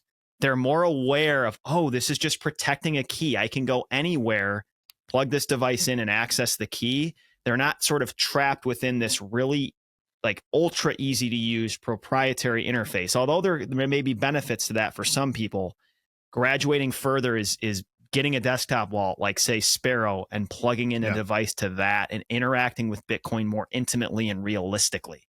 I think at this point we need to, let's move on and just talk just briefly about multisig here. And I think especially because we're talking to more of the beginner oriented people here, I wouldn't say that you should go out there and get Sparrow Wallet and just throw together a multisig and do it all yourself. I think what the more responsible thing to do, or to recommend for people that are relatively new to the space, is to check out Unchained Capital. So what they do, they do collaborative custody. They hand hold you. And Dan and I have both set up vaults. It's so simple. You don't have to really know what you're doing to do it, even without their help. You can go to their website. You can log in. They do KYC you. So you are putting your KYC information into another place, which I know we said isn't a good idea, but in this case, I think it's worth doing, especially if you're very new and you want multi-sig. So it's basically they're going to help you set up this multi-signature wallet setup. So you'll have to have 2 signing devices. So like 2 cold cards, a cold card and a Trezor, or however you want to do that. I believe they use Cold Card, Ledger, and Trezor at this time. I don't think you can use any other wallets there. They'll guide you through this process. They'll give you an address that you can send your money to. And then from there on, they'll ask you every 90 days to verify your device, which is a good practice because you make sure that your device is up to date. You've got the newest firmware. They check the keys are all valid. And then when you want to move it off, it takes 2 of your signatures. But the great thing about this, there's a couple of great things about this kind of collaborative custody. Number one, you can have your information out there in case something happens to you. And they can walk your significant other or whoever you're leaving your Bitcoin to in the future. They can walk them through how to help recover this money if you hadn't told them about it previously. That's number one. I'm having trouble thinking of number 2 here. What? Somebody help me out. Why did I just completely lost the plot there? Number 1. No, that's number good. 1. Though. That's collaborative custody. Wait. But to piggyback, to finish it, and then I'll hand it to you, Seb. Basically, what Josh just said with number 1 was inheritance planning is the weak link in your setup, right? If your self custody setup, ladies and gentlemen, is not equipped for your Bitcoin to be passed on to whoever you want to inherit it, your setup is not right. I make absolutely sure that if something happens to me when I go to work or I drive to the gym or whatever, that my wife is going to have access to the most pristine asset that's ever existed. Okay. So this is where something like collaborative custody and Unchained is a killer option because it's super easy from an inheritance planning standpoint. Oh, here, I'm going to jump in for number 2. To plug another episode for someone that wants more on inheritance planning and collaborative custody, we talked to Justine Harper from Unchained. We'll also link that down in the notes. Okay, so real quick, I'm going to get to number 2 here, and then we'll kick it off to you guys. Number 2 is that you basically have the ability to disseminate your seed phrases, right? Because you're producing 3 of them on 3 different devices. If one of those devices breaks on you, or you lose the seed key, whatever the plate, you lose it completely. You can Unchained can help you sign the transaction to move it to another vault or whatever. And then they also, there's a bit more complication when it comes to multisig. I don't want to scare the hell out of people here, but basically they're going to save the wallet configuration file and they're going to save one of your seeds. You're going to hold the other 2. You have complete access to your money. They do not, because they only have 1 of the 3 keys and it takes 2 out of 3 to sign. So they're basically your safety. They're the people that are going to save your ass if you majorly shit the bed. And shitting the bed is the one thing you don't want to do with this, because there's nobody to call, there's no one that can help you, and there's no one that can break most of these signing devices. I can say for Cold Card, no one has broke it. Well, I was about to say, when shitting the bed, to be honest, there's no one I want to call when I've shit the bed. So, but anyway. You call us, by the way. You call the paramedics in town, and we put on N95 masks, and we get you from between the toilet and the wall, hurt our backs lifting the 300-pound lady that shit her pants and drive her to the hospital. I'm sensitive to the odors, by the way. That's my weakness as a medic. I struggle. Big time. I've definitely gagged in front of numerous patients and had to apologize. Fuck that. I actually got thrown up on the other week, Josh. This guy just barfed all over me. Shame. And then I almost barfed. That was the thing. I almost sympathetic. He barfed on me. I had it all over the left sleeve of my whoopee. Thank goodness it wasn't bare skin. And then I almost threw up on him. Rookie move, man. You should have had a green barf bag ready. We have these airplane barf bags for people. Like, oh shit, get it on his face quick. It's coming. I've only been on 7 years. Josh has been on 11, so he knows a few more tricks of the trade. Go ahead, Seb. The barf bag's number one. I was going to say one more point as well, which kind of expands on your second point there, Josh, which is I think one of the benefits of multisig when you're using a 2 of 3 or a 3 of 5 is you have a little more redundancy. Like accidents happen. Yeah. And every so often we will lose a private key. And of course, we don't want that to happen. And if you've got a single signature setup, hopefully you have a backup. But in the event that you lose, at least you've got a little bit of redundancy in the system. Anyway, one of the things that I was going to expand on a little bit earlier is that Josh kind of discussed when it comes to multisig, rather than going straight down the rabbit hole and understanding like absolutely every little fine detail, it's better to go with Unchained or some of these kind of other options that kind of help guide you through this process. And what I would say when it comes to single sig setups, so just a single signature setup on your own little hardware wallet, is, and I've done this both myself on every single hardware wallet I use. I've done this with my mum when I guided her through self-custody. I've done this with my girlfriend. I've guided a few friends through this process, which is when I set up a new hardware wallet, what I do is you generate the seed phrase. You then send, rather than sending all your Bitcoin straight to that hardware wallet, I send a small test transaction. That test transaction of $10-20 just confirms that the hardware wallet is receiving the money and the money is on my hardware wallet. And then what I do is I wipe the hardware wallet. I wipe it clean. I then re-enter the seed phrase to make sure that I wrote down my seed phrase correctly. Now, this does two things. One, it confirms that you wrote down your seed phrase correctly. But two, you're verifying that you understand how the hardware wallet actually works, and you're recognizing that your private key is your seed phrase. And I think this just adds a little more depth and understanding as to how the system works. And so I highly recommend everyone send a test transaction, wipe the wallet, enter the seed phrase again, just to make sure that you've written down your seed phrase correctly before sending any large funds.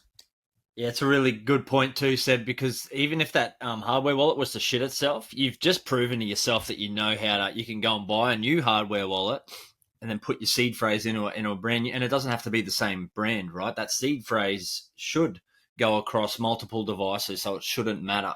And that's the whole process. You've just basically proven to yourself, you've wiped it, you've reset it.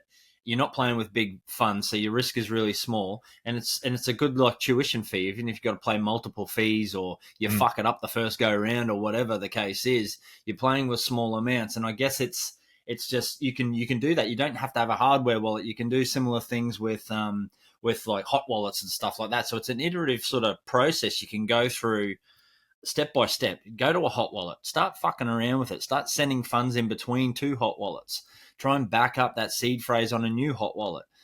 Start playing with that. Then go and get your cold wallet, and that's really for your big stack. And do exactly like Seb said. Send a little bit around. Send it back. Play with it. Send it to a hot wallet. Send it back again. So it's worth spending, even if it were a couple of $100 on fees. God forbid, it won't be. But even if it was, if you're treating this asset like generational wealth, like a lot of us view it, it's worth the tuition fee to go and push your knowledge to the boundaries. And like, don't be scared of the cold cards are packed full of features. You don't have to use them.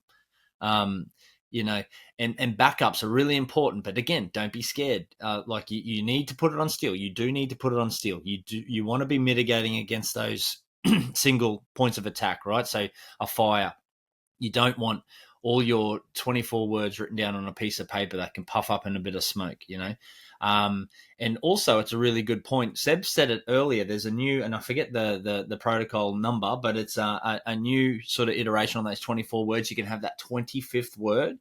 So if that 25th word is something you're really familiar with, then you're just putting an extra layer of security in case something happened. Like Josh and Jan, Josh and Dan come into your house, right? They're firefighters. You've just had a fucking house fire and they stumble across this steel plate. Like, they know what this shit is, right? But if you've got that 25th word that's not written down on there, you're protecting yourself. And one really cool thing, our Bitcoin, Daz. Yeah. That's right. That's how you stacked it. The other really cool thing I saw the other day, which is just worth bringing up because I found it amusing, was like steel. Like there's steel plates you can engrave these things on. There's steel plates that you can use a hole punch and you can punch them into there. There's other ways you can stack. If you've got a ABC all 1, 2, 3 pin punches, you can stamp them onto word 1, put the word down onto a stainless steel washer and stack it onto a bolt. That's a really easy way for you to be able to do that. There's a jig you can get from Crypto Cloaks. If you have a 3D printer, they make a jig that you can print very simply. I have a couple of them. They're sweet. And I've made seed phrases on just stainless steel washers. It's not the fastest way to do it, but you put it on a bolt afterwards, you put a wing nut on it, and like nobody's going to run across that and be like, oh, I know what that is. And they're easier to shelve than the big steel plates, right? If you need to get across the water. Yeah, you just shove that right up your butt, Yeah. I go with the 8 mil. I'm not quite a 12 mil guy yet. Not quite 12. You work your way up there, Daz. You'll get there. Yeah. It's a training process. It's an iterative process. You just got to go through it. Hey, do you guys have any tapered? You guys have any tapered wing nuts here at Ace Hardware? Just like a real nice, easy taper on them. And just before we move on, you got any KY jelly on the exit aisle there? Or? This guy just bought a bunch of washers, a giant bolt, a tapered wing nut, and some KY jelly. I don't know what he's doing. KYJ, not KYC. Yeah, right. Real quick, this is episode 111. How many of the 111 episodes do you think we've had a joke about buttholes, Josh? A good 50% of them, I bet. Unless we had somebody we had to really lock it up for. Like, I don't think we talked with Preston about buttholes, but I feel like we're getting there with him, I do too. Yeah, I feel like maybe next time. Sorry, go ahead, Seb. Here's a challenge for you. I reckon you can't get Preston to say butthole. I actually used to play. That's a challenge we might take up. Oh, God damn it. I'm about to sidebar here. Josh has heard this. In college, I had this good group of friends that we've had this game. Oh, boy. Don't tell him this story, Dan. Cash game. This is a cash game in class, in lecture, in theology lectures. I was a Bible theology major, which makes it even more entertaining. And where we would have a deck of words, and they would have different values. So like dinosaur, go-gurt, whatever. And like the most extreme words would be like penis, butthole, that sort of thing. And you had to work this in to questions you asked or ways you participated. And there was a dollar value everybody had to pony up if you got the word in. Made college lecture way more entertaining when you see your buddy raise his hand and he's about to participate and use the word go-gurt or something. Anyway, sidebar. Seb, go ahead. I was going to mention one point. Sorry. Can you hold that thought just before we move on from these plates? Because there was one other really cool thing, and I can tell we probably won't get back to it. So I just wanted to door jams, your door hinges. I saw a player took his door hinge off and inscribed his seed phrase on the inside of his door jam, and then screwed it back in. I mean, how many of those things have you got in your house? That's a great idea. Brilliant. Good way of hiding it in your home. So anyway, sorry, Seb. I hope I didn't distract your point.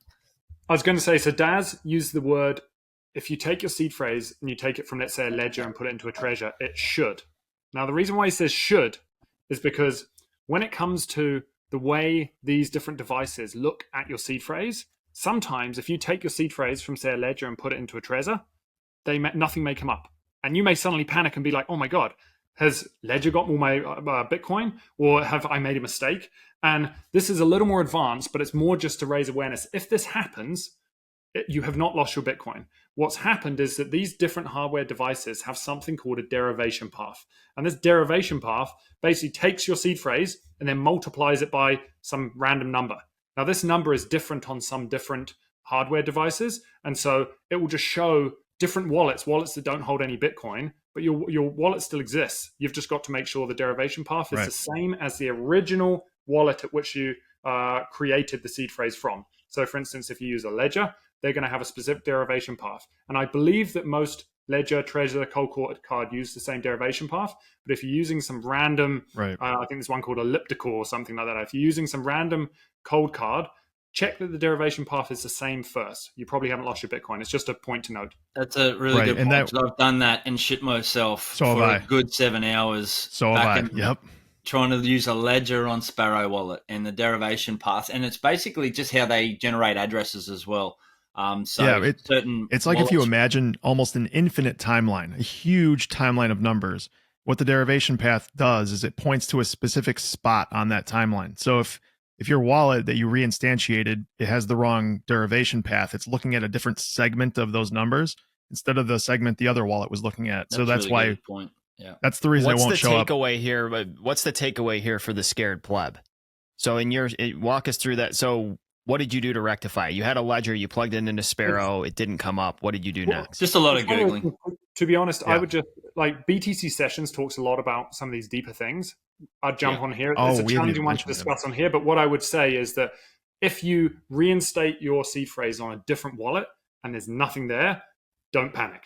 First, go try and see if you can find if the derivation path from one wallet to the other is different. That's like 99% of the time, that's just going to be the issue. So I would dive into that first. Yeah, two things I think we should mention before we do end up ending this, which is BTC Sessions, number one, some of the best resources on YouTube in order to, if you're having a problem setting any of this stuff up that we've spoken about, he almost guarantee you he has a video that'll walk you through it, that'll go step by step and make it very simple. The other thing is Sparrow Wallet. We've mentioned it in passing a couple of times. We haven't really explained what that is. For Cold Card, for example, there's no bespoke software that CoinKite makes that it interoperates with the Bitcoin blockchain with. So what Sparrow is an open source platform that interoperates with Bitcoin, and it doesn't need a signing device. You can use a hot wallet on it, but the best way to use it is to have a signing device like a Cold Card. So it's interoperating with Bitcoin. It's talking to the Bitcoin blockchain through either your node or Blockstream's node or whoever's node you pick. It creates a transaction. Then you have to connect. Well, I'm sorry, I'm getting ahead of myself. You connect your hardware wallet and you create a wallet in Sparrow using the seed phrase that's generated from the hardware wallet. It shares the XPubs, which is like the directions for it to get to your address. And then when you want to make a transaction, Sparrow is the software that will create the transaction, and your Cold Card is the thing that you plug in to sign the transaction. So Sparrow does all the work. Cold Card comes in with a quick signature, and it's broadcast to the blockchain, and it's off to the races. So just for everyone listening that listened and heard Sparrow multiple times and didn't know what it was. Good call. As we're rounding towards home here, I have 5 things I want to say real quick, and then I'll hand it to 7 Daz. Number 1, Daz, you hinted on this earlier in the episode. Start experimenting. You don't have to do this overnight, but if you consider yourself a hardcore Bitcoiner, you found this episode helpful to overwhelming, whatever it was on that spectrum, get started in small quantities. Move $10 over to a Cold Card or whatever wallet and start moving things around. Get comfortable. Use this because that's the only way to do it. And by the way, there is ownership in this. Nobody can really do this completely for you. Self-custody does demand something extra for you. And that's the world we're moving into monetarily here as Bitcoin continues to accrue more and more value, is you have the ability to take more ownership of your money and exit a very fragile, fractionally reserved system and have full possession of a digital asset, like we said off the start. So get going, start experimenting. Don't get overwhelmed. Baby steps. Number 2, this process is actually not that hard. It can sound that way if you're brand new and you know nothing about this. We did cover a lot of different things, which are going to be helpful for some, overwhelming for others. It's really not that difficult when you start from square one. We are going to link in the notes a 5-minute video for how to set up a Cold Card in its most basic configuration. Start basic, scale from there. It's genuinely not that overwhelming, but I do want to make one other comment, which is that as time goes on, Bitcoin custody and solutions and things built around Bitcoin will get easier. Exchanging an email in 1992 was a lot more challenging than it is today. And Bitcoin will get easier and easier and easier to use. So if you're sitting here going, oh, my grandma's never going to be able to do this. Well, that's what people would have said about, say, email in the example I brought up years ago.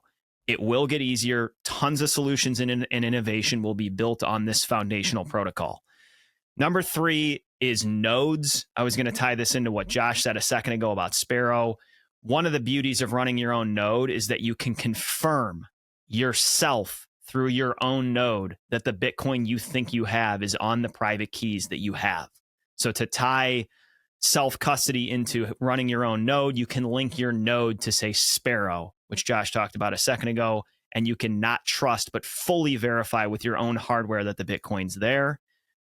Number 4, DM or email any one of the 4 of us.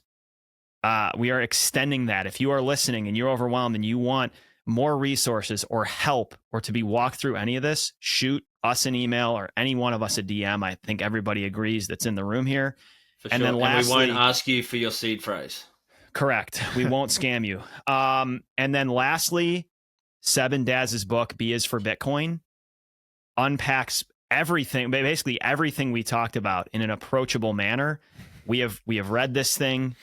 They sent it to us before it was published, which made both of us feel extra special. Very accessible yet technical book that does get into a lot of self-custody. All right, I'm going to pass the baton here. Section 5, acquiring Bitcoin.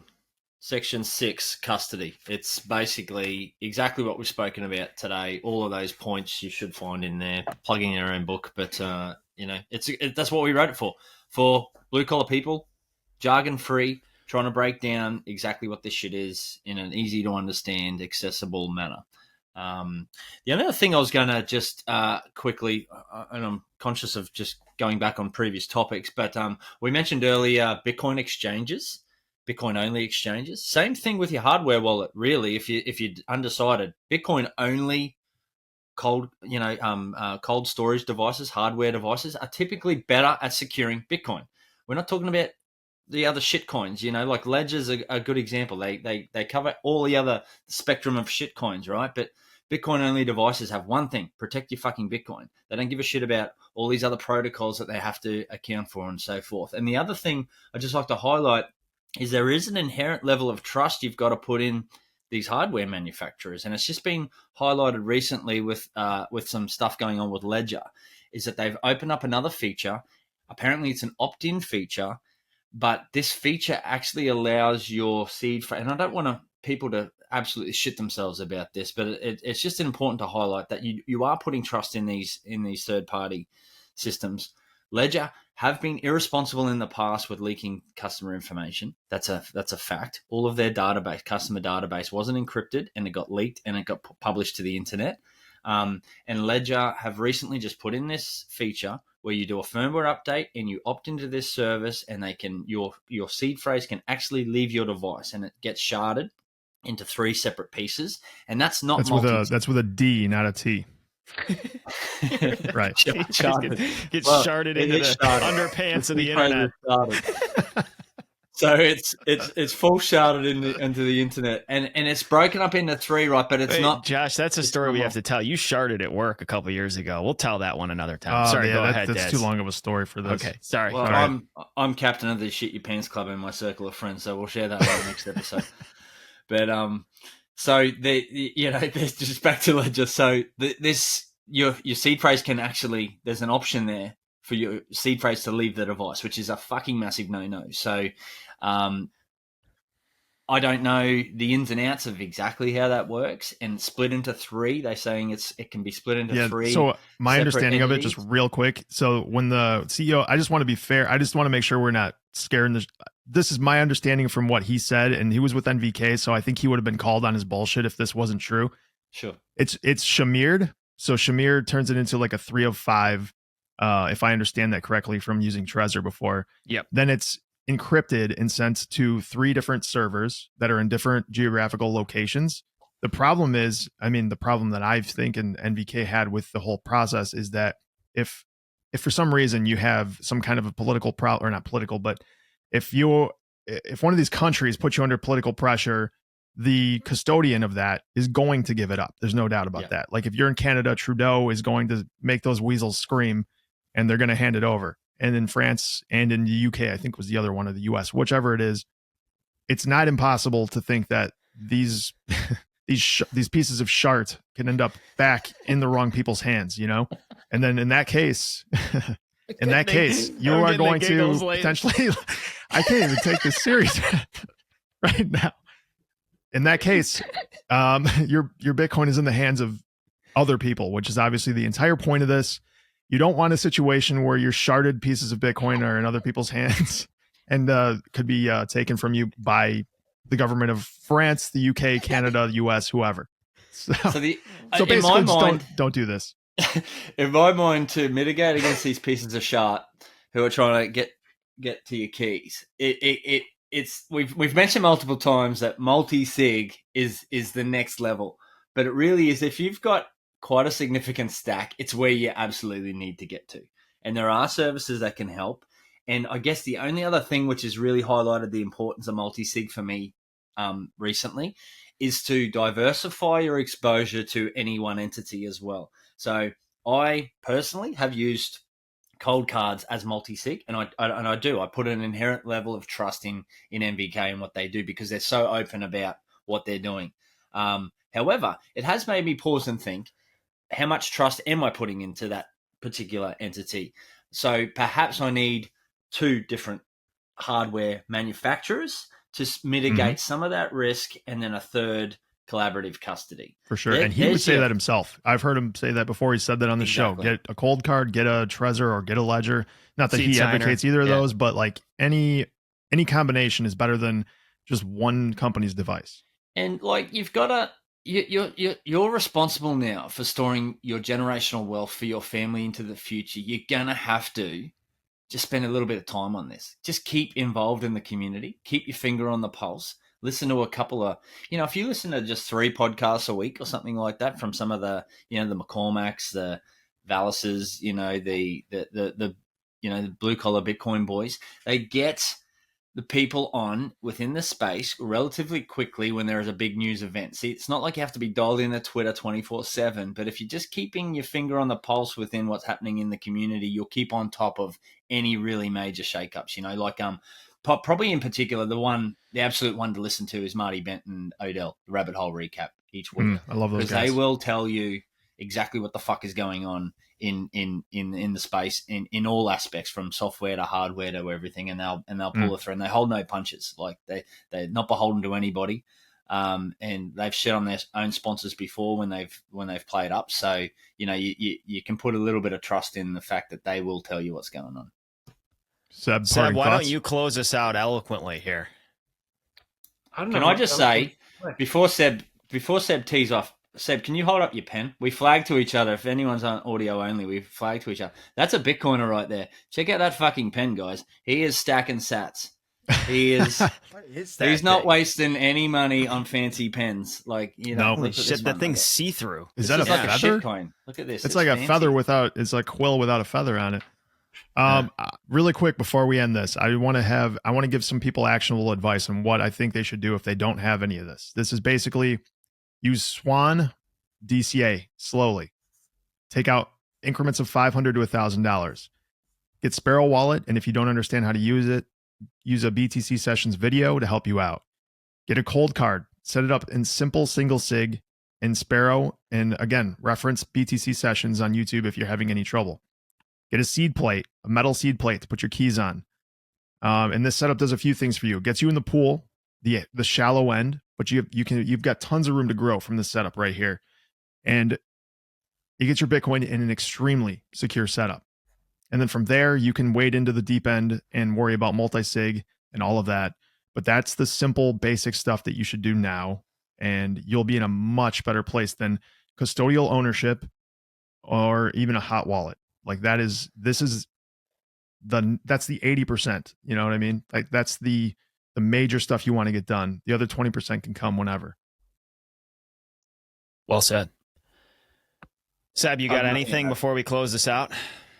I would just say one thing that is always, like, when I started diving down the rabbit hole of Bitcoin, one thing that truly drew my attention and just kind of really was profound to me was the fact that if you want to own gold, you have to have physical custody of it. If you want to set up a bank account, you have to give so many details. Someone on the back end has to create an account. You've got many individuals who have the capacity to see this information and so on. When it comes to Bitcoin, if you're really motivated and know a little bit of math, you can sit there and flip a coin 256 times and generate what's called your private key. And then you can do a little bit of complex math, which is above my math level, to generate what's called the public key from that private key. And all of a sudden, from sitting at a table and writing down some numbers, you've created an account that someone can send you Bitcoin. That is, to me, I just think that is incredible. You could store billions of dollars of wealth in something that you've just flipped a coin 256 times. Like I just cool. Blown away by that, absolutely blown away. And so I would say to anyone out there, like, we highly recommend like playing around and just diving in deep. It's not as intimidating as it seems. And even when I first started listening to these conversations about multisigs and self-custody and so on, all of us were intimidated. And I think anyone would be lying if they said they weren't intimidated. But once you start playing around with this stuff, it's just like how you have to learn how to send a wire transfer and you got to find your IBAN number and your SWIFT number and all this kind of stuff. It's the same type of thing. You just got to learn the ins and outs of any system. And it really is not that complex once you get it set up. So anyway, thanks for listening, everyone. Back to how empowering and groundbreaking this technology is. You can go beyond institutional grade asset security on this tiny little plastic calculator that I'm holding right here. And that is unbelievable when you really start to unpack that. And it's very liberating. And it's a big freaking deal. And it's one of the main reasons, this ability is one of the main reasons that Bitcoin is such a radically inclusive, world-changing technology. I'll finish up by saying this is probably one of the most important episodes that I think we've done or could have done through this whole series. Like everyone said, I won't repeat anything there because it was all really great points. The only other thing I would say is with great power comes great responsibility. Hat tip to Uncle Ben from Spider-Man. It is, it's on you. Jump in, have a play, don't be scared. Play around with a small amount of funds and just it's fun as fuck, man. Like, honestly, it is so empowering. So when you start to really grok it and you're really, holy shit, what am I responsible for here? And what are the profound implications for humanity? It really is, it's all you need to motivate you to want to, dive down a bit deeper and saying, okay, what are the attack vectors to how I'm approaching this? So it's just that constant learning process. And the more you spend, it is addictive.